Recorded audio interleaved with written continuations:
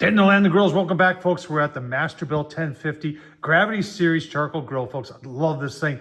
A couple years ago, I got the Rotisserie. You can see the Rotisserie right there. And you can see we've got LSS mods out there. And Luke from LSS Mods has come up with a modification to make your Masterbuilt Rotisserie run better. And you're gonna say, well, what's the problem? When I first got it, I had some issues with, not when it was cold, but when as it warmed up, that it would lock up in this area right here. Now, I've had this on now for probably about 15-20 minutes. And to simulate that, I did take a torch and heat this up a little bit. And you can see how this is spinning out right here. I just want to show you this.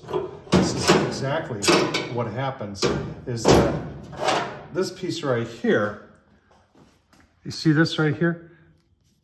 This is supposed to spin in there. And right now it's not, because the metal has expanded. This metal has expanded, and it expanded more than what the gap they left in there. And now this doesn't spin. So we're gonna show you the modification from Luke. There's a little bit of work involved on your end. You're gonna need a cordless drill, but he also has a motor that goes from the original Masterbuilt, which is at 17-inch pounds, to a rating of 35-inch pounds. Now, I have no way of measuring that. I wish I did, but I don't. But we're going to show you the modification. If you're frustrated with your Masterbuilt Rotisserie, this is a fix for you. Let's get started. All right, so I'll leave the link down below, but it's real simple, lss-mods.com.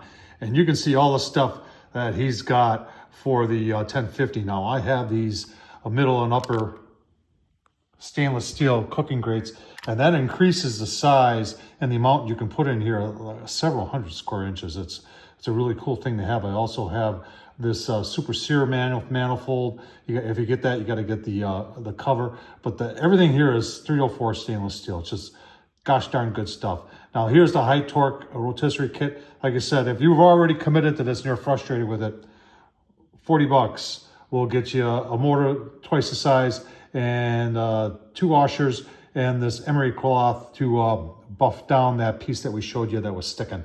Let's show you how to do the install. All right, so this piece is cooled down, and you can see, I can now get it out of there, but you can see where it was. Look at that, can you see that?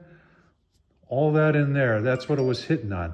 And let's do that first, but you're gonna need a cordless drill to do this. All right, I got that piece all chucked up in the cordless. If you had a drill press, that would work too.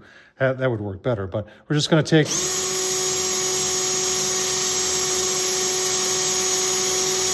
wanna knock all those burrs off. Shine this thing up a little bit.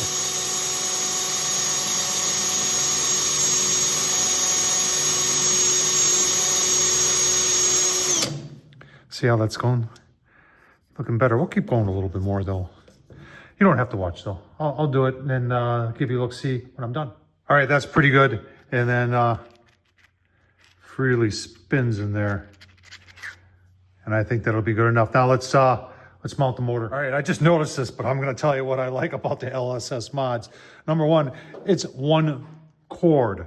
I spent 10 minutes because I found this part of the rotisserie, but I didn't have this part with that part. I don't know why, but I had to search high and low to find this. I think Masterbuilt made this with the intention of it staying mounted on the grill, but I think that's kind of ridiculous because you know, these things get pretty gosh darn hot, and this is plastic. So you know, what we're gonna do next is we're gonna take this off here, and we're gonna take that bracket off there. We're gonna swap the two, and we'll be ready to go. All right, all we're doing is we're taking the plate off the LSS mod one, and we're gonna put the one with the hanger bracket on here. It lines up real nice, and we'll get the 3 screws back in, and we'll be ready to give it a shot. All right, got the bracket on the new motor. We're just gonna set that in there like that. Now we've got everything shined up real nice in there. And so he gives you these 2 stainless steel shims that look like this. Now, on the original 560, you're gonna use that, but on the 1050, the shims don't fit. So, and I've tried them using just one and tried using, well, obviously it didn't fit with one, it ain't gonna fit with 2. So they're meant to go on this side. but they ain't gonna work. So then we're just gonna, if you don't have the original tool, just use a crescent wrench. And you see? And we're just gonna tighten that up real good here. And once it's tightened up, then we'll give it a shot. All right, got it running. Can barely hear it, nice and quiet. Let's apply some heat and see how we did. Give you a look-see. All right, let's see how hot we got it here. Make sure you can see 212, 250. Let's get a little warmer. All right, I'm also heating up that shaft over there too. Just want to make sure that this is going to work. All right, let's see. Oh, gotta make sure you can see. Yeah, plenty hot. Let it run for a couple minutes, make sure it doesn't seize up, and I think we're golden. All right, been running for a couple minutes, absolutely zero issues here. Between cleaning up that aluminum shaft and putting on the bigger motor, like I said, it's twice the size. I don't think you'd ever have issues again. So if you're having issues with your Masterbuilt rotisserie and you're about ready to throw it out, don't throw it out, folks. Go over to LSS Mods. Remember, that's a relatively cheap and inexpensive way to fix it. It's too bad that Masterbuilt didn't do it in the first place. Maybe their new ones are. I don't know. I haven't tried one of their new ones, but I got the LSS Mods and it's working great.